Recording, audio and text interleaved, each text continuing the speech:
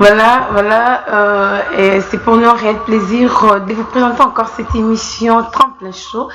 De partout où vous êtes, bonjour, bonsoir, ça dépend de l'heure à laquelle que vous nous aviez réussi. C'est Jessica Ndoye à la présentation, comme vous le saviez toujours, et je ne suis pas toute seule. Je suis avec un homme de Dieu, un adorateur, un prophète, un apôtre. Bon, je ne sais pas tout ça, c'est lui qui va se présenter. Là, je l'ai salué pour dire bonjour. Bonjour madame. Comment vous allez? Non, ça va, Dieu nous soutient, Dieu nous fait grâce. Très heureux de vous retrouver. Et surtout, les plaisirs est partagé. En tout cas. L'homme des dieux, moi je connais les pasteurs, les prophètes, mais des personnes peut-être il vous a déjà vu de loin, ou soit à Yokakasa, maintenant et aujourd'hui, si vous pouviez vous présenter. Je suis le frère Harris, le frère Harris Teila. Je préfère dire frère. Ah bon? On n'est pas dans les titres. Le frère Harris Teila, je suis dans l'église ministère pour la restauration des familles, en sigle MIREF. Donc je salue le peuple de Dieu qui nous suit en ces moments. Et puis je salue mon pasteur Emma Mungu. Et puis voilà, donc c'est le frère Harris. Ah ok, donc il est encore frère. Ou ça vous avez caché? Non, nous sommes encore frères, je préfère dire frère. Ok, ravi de vous écouter et surtout de vous recevoir avec un bon thème. Moi je me suis dit, vous aimez bien prier notre Père qui est au ciel, ou soit c'est une prière que vous le faites souvent. C'est quoi avec ces thèmes? Oh là là, la prière de notre Père. Notre Père. Qu'est-ce qu'on peut comprendre, frère Harris? La prière de notre Père. C'est un sujet très complexe. Une prière que plusieurs connaissent. Comme j'ai toujours eu l'habitude de dire, une prière que plusieurs maîtrisent d'une manière récitative. On peut le réciter sans pour autant lire. Comme une récitation. Les gens le maîtrisent très bien. Mais le Seigneur nous a aidé à comprendre quelques vérités qui sont cachées dans cette prière récitative que nous avons eu l'habitude de reprendre, de dire. Et sur ce, vous devez comprendre avec moi aujourd'hui que tout le monde peut parler de la prière. Je ne voudrais pas citer des religions.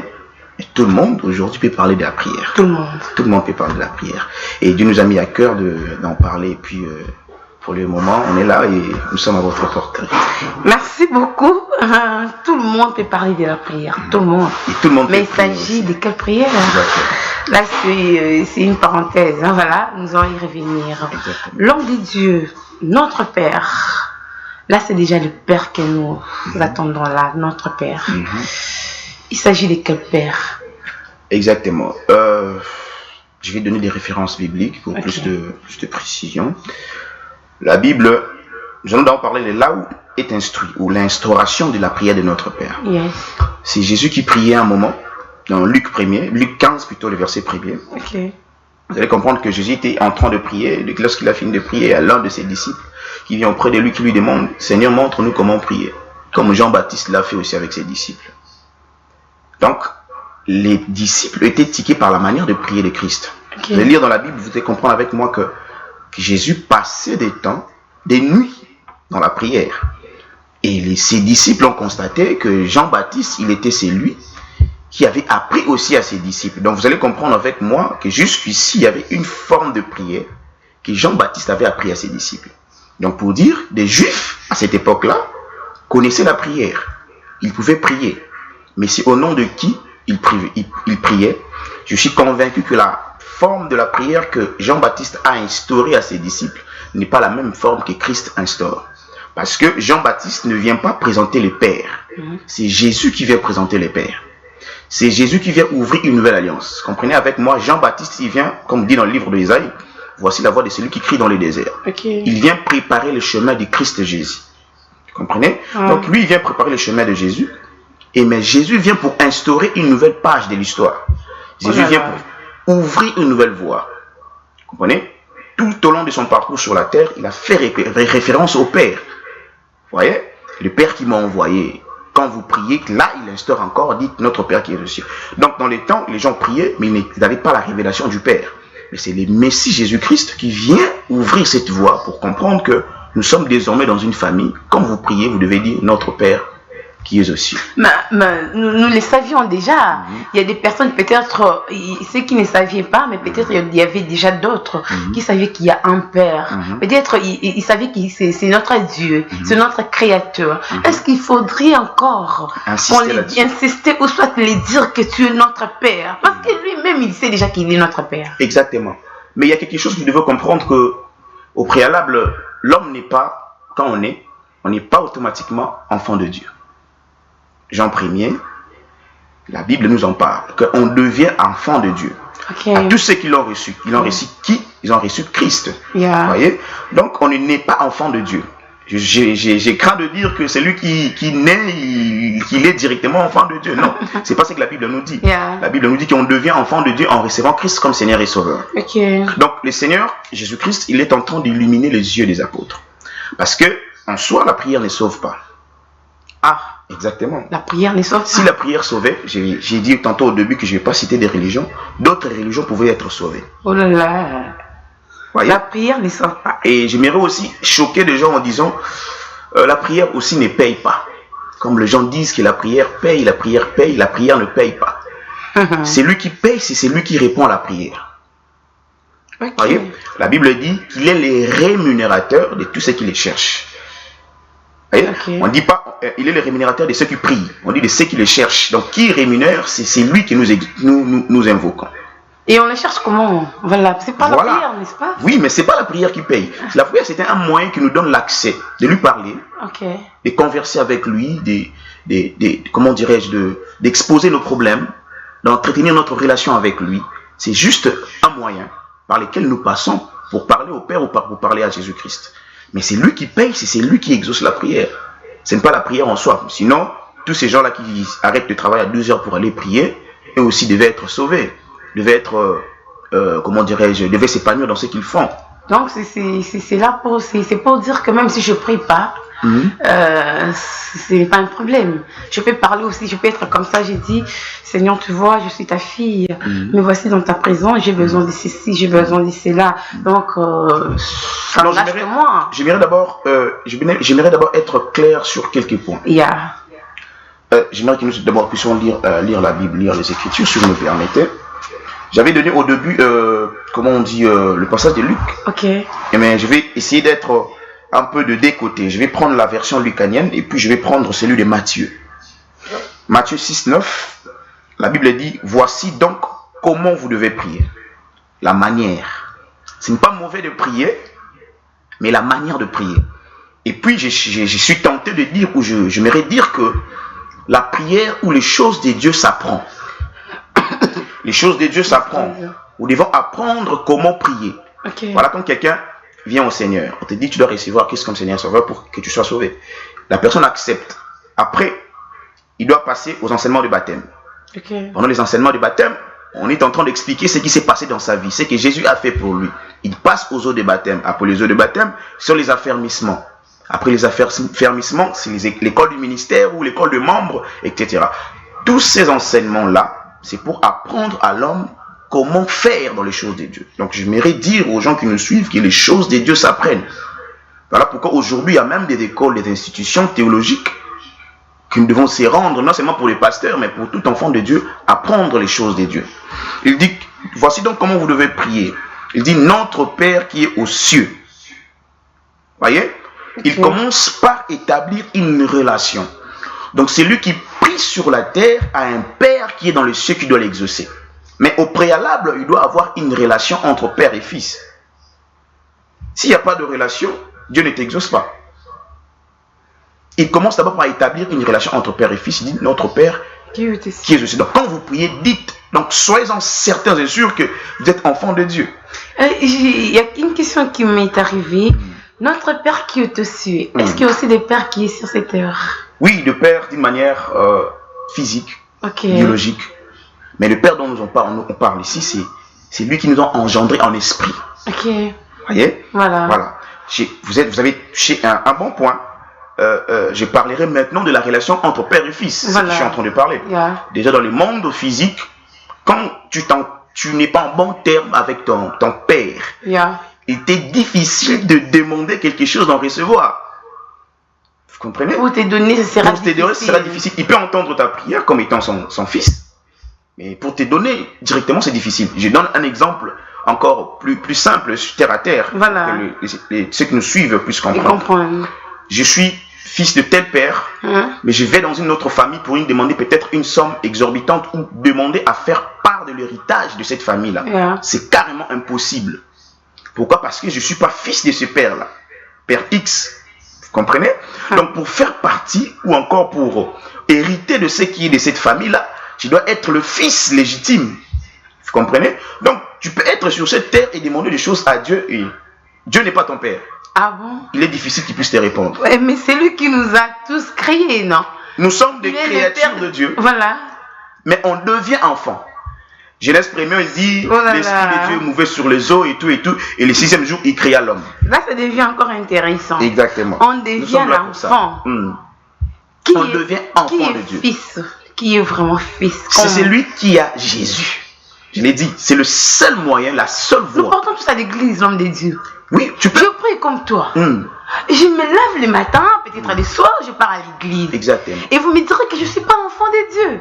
C'est que j'étais en train de dire au début que on est créature au préalable. Quand on est créature de Dieu. Dieu nous a créés. Parce que, lisez avec moi l'histoire d'Adam et Ève, vous allez comprendre que c'est de là que nous venons. Vous voyez? Même vous vous choquez qu'Adam n'était pas enfant de Dieu. Ève n'était pas enfant de Dieu. Ils étaient des créatures de Dieu. Oh là là. Comprenez avec moi. Et on devient, je vous ai donné le livre des gens premiers. Lisez en tout ce qui a reçu mon nom. Il leur donne le pouvoir de devenir. C'est le verbe qui est utilisé. Devenir enfant de Dieu. Vous voyez? Quand tu ne reçois pas le nom de Christ, tu ne le reçois pas comme Seigneur et Sauveur, tu n'es pas fils de Dieu. Ah, les recevoir, ça ne sait pas comment. Recevoir voilà. Christ. Déjà, premièrement, je suis un peu équilibré. Je suis révolutionnaire aussi, sur ce qui concerne les Écritures. Très souvent dans les conventions, nous l'avons connu quand on était enfant, dans les temps évangéliques, on vient prêcher la bonne nouvelle, par exemple. Mais il y a de ceux qui ont reçu Christ en 2 dimensions.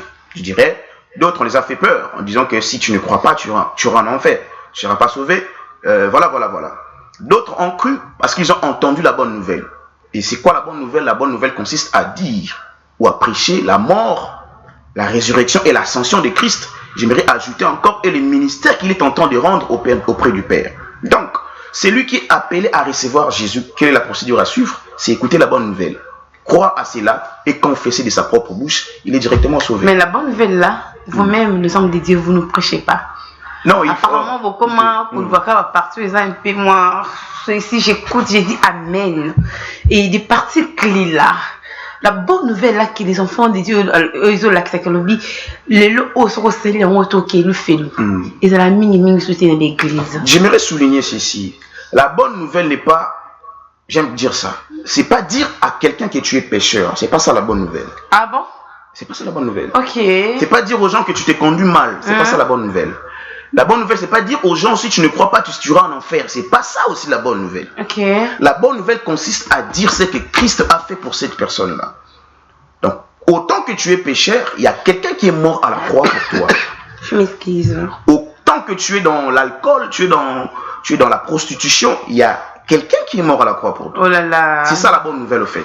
Là j'aime, Là j'aime parce qu'il y a une personne qui s'est donnée à la croix pour moi et toi, sans pour autant regarder ma famille, Amen. Sans pour autant regarder qui suis-je, qui je serai demain. Il s'est donné pour moi et toi. Là c'est bon, c'est bien dit l'homme de Dieu. Amen. Mais vous ne pensez pas que ça devient comme une récitation de prier notre Père qui est aux cieux. Je regarde comme ça, peut-être je suis fatiguée, maintenant je regarde, mais ça prière, notre Père que tu sais, que ton nom soit sanctifié. Vous ne pensez pas? Je ne condamne pas ceux qui font cela. Je ne les condamne pas. Mais d'une manière claire, je l'ai dit au début, pour moi, ce n'est pas une prière récitative. C'est une prière type, une prière modèle. Vous voyez? Christ est en train de nous montrer les contenus de notre prière.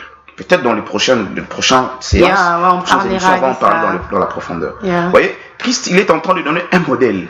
Que si vous voulez prier, pour que votre prière soit exaucée, vous devez être sûr que vous êtes en relation avec celui qui doit exaucer votre prière. Vous devez être sûr que vous êtes enfant de Dieu. Comme j'ai dit au début, Jean-Baptiste ne vient pas présenter Jésus. Il vient peut-être présenter le Père, pardon. Mais il vient présenter Jésus. Mais Jésus vient présenter le Père.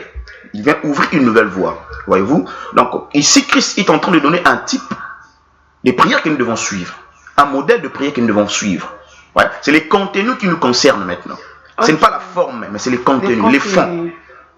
C'est les fonds qui retiennent mon esprit, c'est pas la forme. Mais la Bible dit n'ajoutez rien. Non, on ajoute rien. On essaie juste de, on interprète les Écritures. Mais apparemment, dans nos églises aujourd'hui, nous développons cette prière, l'homme des dieux. Voilà ce que je suis en train de dire. Voilà. Je ne condamne pas ceux qui font cela. Okay. Mais le plus important serait de prendre les contenus. Parce que vous pouvez réciter cette prière à une personne qui n'est pas enfant de Dieu. Et il risque de traiter Dieu de menteur, cependant que Dieu n'est pas son Père et Dieu ne peut pas l'exaucer, ne peut pas l'écouter. Oh là là! Vous voyez, quand ça prend du temps pour l'exaucement, vous pouvez dire que votre Dieu n'agit pas. Cependant que lui, il n'est pas encore fils, il ne peut pas faire partie de l'héritage. Oh là là. Parce que c'est ce que Christ vient faire. Il meurt à la croix, il nous donne, on dit tout pouvoir lui a été donné. Donc si tu as Jésus, tu as tout. On dit nous sommes bénis de toutes sortes de bénédictions en Jésus dans les lieux célestes. Donc si tu n'es pas enfant, tu ne peux pas bénéficier de cette bénédiction qui est en Jésus dans les lieux célestes. Et on risque de traiter Dieu de menteur, cependant qu'on n'est pas enfant de Dieu. Il y a des personnes qui souffrent à l'homme de Dieu. Comment ça? Il y a des personnes qui te regardent maintenant à la maison, peut-être dans une entreprise, quelqu'un il s'est dit « Ah mais moi je suis l'enfant de Dieu. J'ai cru au Seigneur depuis longtemps, mais ma vie ne marche pas. » C'est une interpellation que je suis en train de faire. Voilà. Ouais? À ceux qui ont pris d'une manière brute cette prière, vous voyez, voilà. Vraiment il y a beaucoup d'erreurs. Je ne viens pas rectifier, corriger nos pères, corriger qui que ce soit, mais nous vous apportons ce que Christ Dieu a mis en nous. Vous comprenez? Tu es enfant de Dieu et rien ne marche dans ta vie. J'aimerais choquer encore quelqu'un en disant que nous n'avons cru en Jésus pas pour les choses de ce siècle. C'est ce que l'apôtre Paul dit. L'apôtre Paul dit, si nous avons cru en Dieu, en Jésus, pour les choses de ces siècles, nous sommes les plus malheureux. Parce que, remarquez avec moi, il y a de ceux qui n'ont pas Dieu, qui prospèrent, qui ont de maisons. Vous comprenez? Okay. Donc, si tu es en train de mesurer ta vie chrétienne par rapport à ce que tu as, tu es sur une fausse route. Voilà. Si tu mesures ta vie chrétienne par rapport à ce que tu possèdes, tu es sur une fausse route. Il y a une personne qui a dit, comment est-ce que je vais savoir que je suis l'enfant de Dieu? Je l'ai dit au début. Qu'est-ce que tu as entendu? Qu'est-ce qui t'a poussé à te repentir ou à dire que je donne ma vie à Jésus? J'ai parlé de l'évangile. Si tu as entendu l'évangile et que tu confesses de ta bouche que Jésus-Christ est Seigneur, qu'il est mort à la croix pour toi, tu lui donnes ta vie, définitivement tu deviens enfant de Dieu. Effectivement, ceux qui se confient à l'Éternel sont comme les montagnes des Sion. Donc, il ne chancelle point. C'est un Dieu fidèle, hein? C'est un Dieu fidèle, c'est un Dieu puissant, présent, capable de tout, d'opérer surtout, peut-être dans le cas temps et preuve, peut-être le billet, je suis pas son enfant. Non. Mais pourquoi Dieu peut permettre à ce que ses enfants, lui, passent dans des moments difficiles de foi? Parce que je suis son enfant. Je prendrai un passage biblique. Donc Christ est en train de parler, il prie au Père. Okay. C'est dans l'évangile de Jean. Il prie au Père en disant je te prie de le préserver. Hein? Il dit vous êtes dans ces mondes mais vous n'êtes pas de ces mondes. Voilà pourquoi je reviens encore sur ma thèse en disant que si tu es en train de comparer, si nous sommes en train de comparer notre vie, parce que ce que nous avons reçu de Dieu est plus précieux que le bien de ces mondes. C'est ce qui nous arrive des fois. Des fois nous comparons cela. Je vais arriver. Pourquoi seulement lui? Je vais arriver. Voilà. Et les épreuves dans la vie sont fatales, sont incontournables. Vous voyez, il y a un passage de la Bible qui dit j'attirerai vos cœurs dans le désert, c'est là que je vous enseignerai. Il y a un certain moment où Dieu fait passer des hommes et des femmes par les épreuves pour les tailler, leur donner la forme. Parlons un peu de l'or. Vous voyez un peu, quand l'or doit être exposé, avant qu'il soit exposé, cela doit passer par des étapes. Okay. Vous comprenez? Pour que cela soit d'abord taillé et le moment de la présentation, que cela soit agréable à la vue et que cela puisse prendre de la valeur. Vous voyez? Si enfants de Dieu, aujourd'hui nous refusons à des moments où des difficultés ou de passer dans les épreuves, serait difficile. Parce que c'est dans les épreuves que le Seigneur nous taille et fait de sorte que nous puissions faire tomber certaines choses. Vous voyez? Quand on vient à Dieu, on vient tel que nous sommes. Yeah. Cette régénération se fait au niveau de l'esprit. Et voilà. il devait maintenant avoir le renouvellement de l'intelligence. Okay. Vous comprenez? Il y a certains caractères, certains comportements que nous avons reçus, nous avons eu quand on était dans le monde, qui doivent tomber au fait. Voilà pourquoi je dis dans l'église, quand vous allez dans un restaurant, tous les membres qui sont venus dans ces restaurants, c'est parce qu'ils ont faim. Ils sont venus manger. Quand vous rentrez dans un garage, dans les garages, il y a des voitures qui sont en panne, qui doivent être réparées. C'est de même aussi à l'église. Donc si nous continuons à venir à l'église jusqu'à ce jour, c'est parce que nous avons des choses. Vous voyez? Nous devons atteindre la perfection, mais nous devons être taillés par la parole de Dieu. Et cette parole, dans la communion avec le Saint-Esprit et avec le Saint, que Dieu est en train de faire ce travail, en train de nous tailler. Oh là là, voilà pourquoi il dit à Habakkuk, même si ça tarde, attends-là. Parce qu'il savait qu'il y avait un moment opportun pour naïe Azwa Oyabande causer là. Donc c'est une promesse, voilà, il faut toujours être dans ton poste, voilà. Peut-être c'était déjà découragé en disant que non, je ne suis pas l'enfant de Dieu. Peut-être il ne me regarde pas. Non, c'est un Dieu de tout le monde. Amen. Le Père de tout le monde. C'est seulement à nous de se faire ses enfants. Ce n'est pas comme ça l'homme de Dieu. Voilà, l'homme de Dieu. Est-ce que dans la prière plutôt, il n'y a pas les timings? Dans la prière, les timings. Voilà, il n'y a pas les timings. Parce qu'il y a des personnes, peut-être le dit, prions 5 minutes, peut-être Dieu m'attend. Il ne va pas m'attendre. 10 minutes, il ne va pas m'attendre. Je dois prier 30 minutes. Une heure du temps, 2 heures du temps. C'est par là que Dieu m'écoutera. Est-ce que c'est comme ça? Ça se passe comment? Je suis révolutionnaire, je vous ai dit. Yeah. Je répondrai à cette question dans plusieurs dimensions s'il y a encore le temps. Mais vous devez savoir avec moi que la prière ne dépend pas des temps. Mais aussi, on ne peut pas limiter Dieu ou la prière dans un temps. Je m'explique. 2 fois, Dieu nous exauce avant que nous puissions prier. Tu penses juste à quelque chose, il fait de cela une prière, il exauce avant que tu puisses même demander. Voilà. Vous comprenez? Je prendrai un exemple typique dans le sens des relations amoureuses. C'est toujours ce qu'on nous dit, car la relation avec Dieu est basée sur l'amour. Alors, comprenez avec moi que quand tu es amoureux de quelqu'un, tu aimes quelqu'un, tu ne peux pas lui compter du temps. Tu ne peux pas dire que je serai avec lui pendant 5 minutes et puis je vais partir. Non. Dieu, il est le Dieu de notre temps. Notre temps doit appartenir à Dieu. Et la prière ne doit pas se faire seulement quand tu es enfermé dans la chambre. Non. Vous comprenez? Donc on ne doit pas prier parce que je dis, on peut avoir des temps de rendez-vous avec le Seigneur. Je dis qu'à 0 heure, je me lève pour prier. Mais ce n'est pas l'heure à laquelle tu vas finir. Je ne sais pas l'heure à laquelle tu vas finir. Donc tu ne peux pas mettre Dieu dans les temps pour dire que s'il est vraiment ton amoureux, tu veux lui donner tout ton temps. Comme je suis là, je suis en train de parler. En même temps, je peux prier je peux me communiquer avec lui. Je peux prier en même temps que nous sommes en train de parler. Donc pour dire que tu ne peux pas accorder un temps quelconque à Dieu. Tout notre temps lui appartient. Tu es en train de travailler, tu pries. Tu manges, tu pries. Prier sans cesse, c'est ça, prier sans cesse.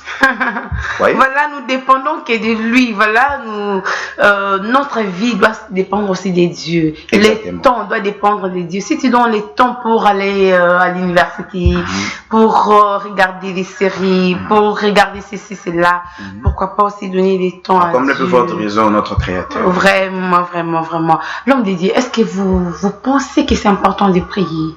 Est-ce que la prière a de l'impact? Parce que je suis déjà son enfant. Je peux aussi dormir sans prier. Je peux aussi marcher sans prier. Je peux aussi manger sans prier. Est-ce que la prière a de l'impact?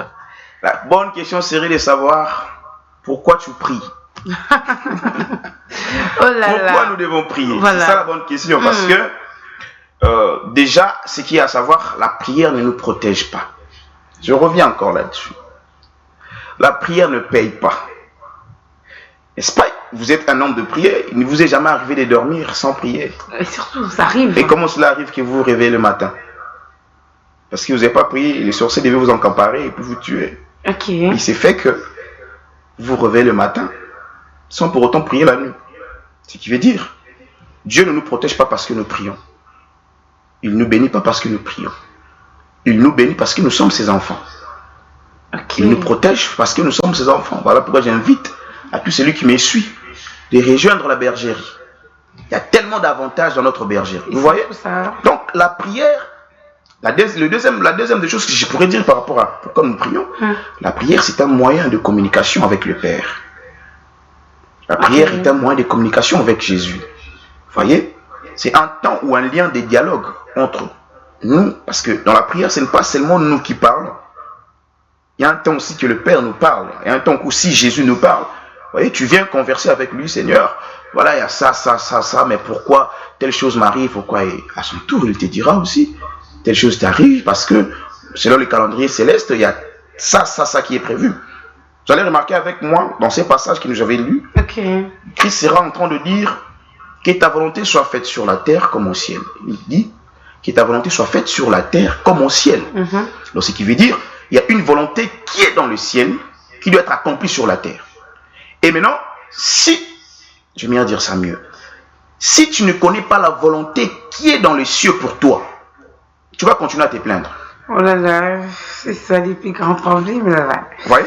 Si vous ne connaissez pas la volonté qui est prévue pour toi, ou parce que la Bible dit, il fait toutes choses bonnes à son temps.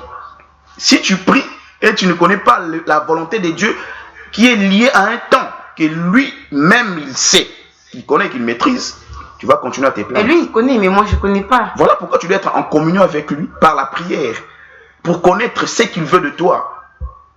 Voilà pourquoi il nous a donné des dons comme des prophètes, des apôtres, des gens qui savent là, qui peuvent l'entendre, comprendre ce que Dieu veut dans cette nation, dans cette saison précise. Mais cette dimension aussi est réservée pour tout enfant de Dieu. Parce que tu es son fils, tu peux lui parler à tout moment, il peut te répondre à tout moment. Il peut te dire même des choses où, sans pour autant demander, tu dors comme ça. Il te révèle des choses par sa parole, il te révèle des choses. Voilà pourquoi la prière est très importante et nous devons prier parce que cela nous permet d'être en communion et en relation, plutôt en communication avec le Seigneur. La prière nous permet à être en communication, en intimité avec le Seigneur. Exactement. Voilà, l'homme de Dieu, est-ce qu'il existe aussi différentes sortes de prières? Différentes sortes de prières. Oui, la Bible nous en parle. Jésus dit, quand vous priez, faites toutes sortes de prières, des supplications, d'actions de grâce. Ils existent, il y a des sortes de prières. La prière d'action de grâce et prière de supplication. Vous voyez? Donc voilà, il y a différents sortes de prières. Vous voyez, dans ces sens-là, notre Père est limité. Voilà pourquoi j'étais en train de dire, si dans les jours à venir, nous pouvons aborder cela en profondeur, voilà. Parce que je pourrais aller verset par verset, et surtout là, verset par verset, je pourrais vous donner chacune des pensées qui est cachée dans chacun des versets. Voilà. Vous comprenez? Quelque part, il dira que ton nom soit sanctifié. Ça, c'est une prière de supplication. Voilà. Donne-nous aujourd'hui notre pain quotidien. C'est une prière de supplication. Voilà. Suppliez Dieu de vous donner. Pardonne-nous nos offenses. C'est une prière de supplication. Tu es en train de demander à Dieu de te pardonner par rapport à ce que tu as commis comme péché. Vous comprenez? Donc, si on pourrait aller dans les prochains jours, verset par verset, je serai, par la grâce du Saint-Esprit, nous expliciter cela au mieux. Et vous direz quoi des personnes qui pensent que passer les temps dans la prière, c'est comme un gaspillage? Vous direz quoi? C'est une erreur grave. Ma bien-aimée, c'est une erreur grave parce que quand nous passons beaucoup plus de temps dans la présence de Dieu, comme j'ai dit tantôt, il nous transforme, il nous change. Parlons un peu de Moïse, qui est dans la présence de Dieu pendant 40 jours, 40 nuits. La Bible dit, quand il est descendu, vous voyez, quand il est descendu de la montagne, nul ne pouvait lui fixer le regard. Parce que son visage rayonnait de gloire. Vous voyez combien quand on prend du temps dans la présence de Dieu, nous sommes bénéficiaires de plusieurs choses. Nous sommes bénéficiaires de plusieurs choses. Là, c'est vrai, c'est Dieu qui change. C'est un Dieu qui change la vie des gens. Il transforme même la vie des gens. Il est capable de prendre en néant, en 0 à 0, j'allais dire, de prendre à 0. Peut-être que c'était rien du tout. Mais surprise, quand il attend, disant qu'il peut te faire beaucoup du bien. Si seulement tu es son fils. Et surtout sa fille aussi. Parce que moi je pars à l'église. Mais peut-être que tu n'es pas encore fils. Peut-être que tu n'es pas encore fille, mais tu pars à l'église. Exactement. Oh là là, mais apparemment ce sont les hommes de Dieu qui vont nous révéler cela. Voilà pourquoi Dieu nous a envoyés aujourd'hui. Voilà. L'homme des dieux, vous pouvez aussi parler dans quelques minutes pour des personnes peut-être juste au Kassikoyo, faire un petit résumé par rapport à notre thème d'aujourd'hui, par rapport à notre sujet, faire un petit résumé parce que là, nous commençons déjà à acheter. Merci beaucoup, ma bien-aimée. Je dis encore merci pour l'invitation. Merci à la chaîne. Nous avons parlé sur la prière de notre Père. Vous qui nous venez de nous rejoindre, nous avons parlé sur la prière de notre Père. Fils au préalable, comme j'ai l'habitude de dire. Fils au préalable, nous devons d'abord être fils avant de prier. Donc, nous devons être sûrs que nous sommes enfants de Dieu. Parce que s'il y a un temps où votre prière n'est pas exaucée, nous ne devons pas traiter de notre Dieu un menteur parce qu'il est juste fidèle. Et tu dois d'abord être fils. Et comment on devient fils? On devient fils en recevant Christ comme Seigneur et Sauveur. En ces moments-là, Dieu qui est aux cieux, il devient ton Père. Donc, si aujourd'hui tu n'as pas encore reçu Christ comme Seigneur et Sauveur, Dieu te donne l'opportunité. Et dans la bergerie, comme j'ai dit tantôt, nous vous invitons dans la bergerie où nous avons comme berger Jésus-Christ de Nazareth. Quand vous venez à la bergerie, vous devenez enfant de Dieu. Il y a plein de bénéfices dans la bergerie et surtout la vie éternelle. Merci beaucoup, l'homme des dieux. Si vous pouviez nous rappeler, vous êtes dans quelle église encore pour peut-être le billet. Moi, j'aimerais être là-bas. Ah, exactement. Et bien l'écouter encore en face. Exactement. Nous sommes à l'église Miref. Nous sommes, Miref signifie Ministère pour la Restauration de Famille. Nous sommes à limité résidentiel. Ah bon? Oui. Restauration des familles. Restauration des familles. Ah, donc il y a aussi des églises qui divisent. Ah, exactement. Plein des églises qui qui divisent. Wow. Nous devons être arrivés là. Okay. Nous sommes le ministère pour la restauration des familles, on sigle MIREF. Nous sommes sur l'avenue Bégonias, numéro 611. Donc si vous êtes sur Bégonias, sur résidentiel, quartier résidentiel, vous demandez l'avenue Bégonias, numéro 611, nous sommes là. Et je salue encore mon pasteur Emma Mungu. Et ok, pasteur, je vous salue aussi. Merci beaucoup. Ok, là, nous sommes déjà à la fin, l'homme de Dieu. Merci. Surtout, merci de nous avoir honorés. C'était une grâce. Voilà. Aujourd'hui, nous sommes avec vous. Je sais et j'espère que prochainement, nous aussi serons encore. Par la grâce de Dieu. Merci beaucoup. Dieu merci qui est avec les frères Harris. Les frères Harris, en tout cas. Merci beaucoup à David qui était aussi ensemble avec les frères Harris. Bon, voilà le bel frère. Prochainement, tu vas t'appeler à Mozindo. Est-ce qu'il est seulement frère ou soit il y a d'autres choses? Voilà. Merci beaucoup à Capella. Surtout. Merci beaucoup. Les grands patrons Aimé Bidoya. Merci à toi et surtout à toi qui était branché pour nous suivre du début à la fin.